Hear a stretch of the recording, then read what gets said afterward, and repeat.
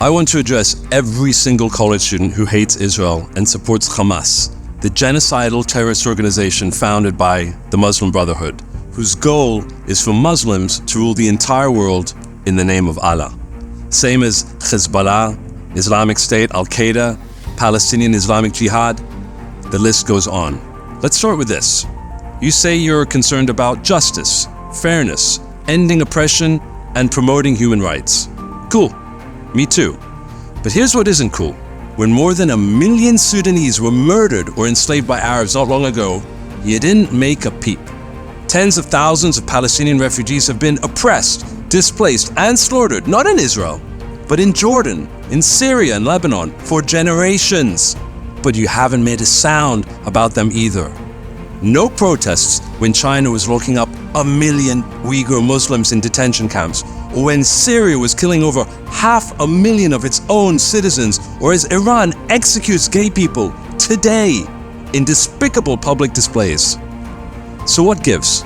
You seem oddly particular about the humanitarian causes that stir you to action, but yeah, you're BFFs with Hamas, a group that's violently opposed to just about everything you claim is important to you. A group that proudly supports genocide in its very charter. A group that uses rape as a weapon of war. A group that literally throws gay people off rooftops. Like, literally. It would be funny if it wasn't so hypocritical, clueless, ridiculous, but most of all, sad. Heartbreakingly sad. I don't think you're aware of this, but your concern, to me, is merely a pose. Virtue signaling with garden variety Jew hate at its core. Because let's be honest, that's what your tents and your signs are really all about. It's the only explanation that makes sense. The thousands and thousands of dollars your parents are spending to send you to an elite university have gone to waste because obviously you're failing to learn fact-based history or logic or ethics. In fact, you're rebelling against modernity and the values of the Enlightenment.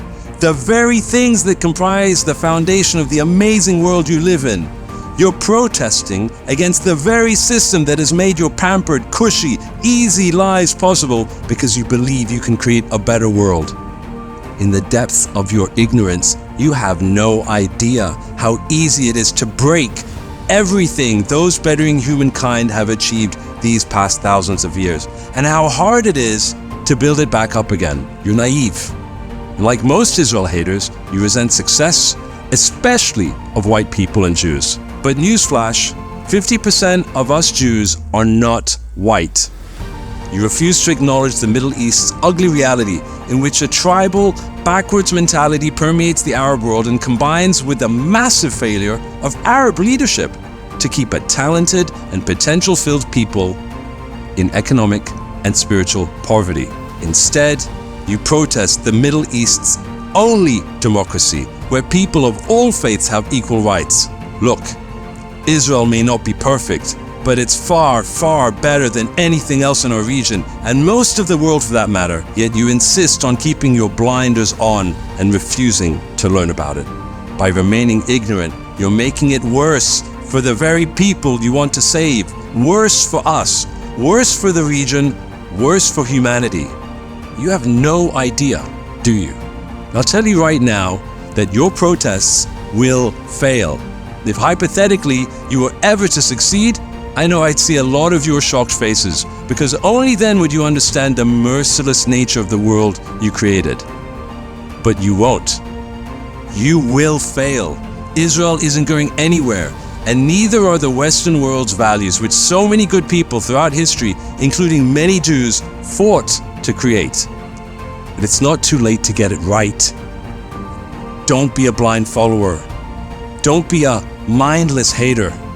Don't be a useful idiot. Choose to be a free thinker and be free.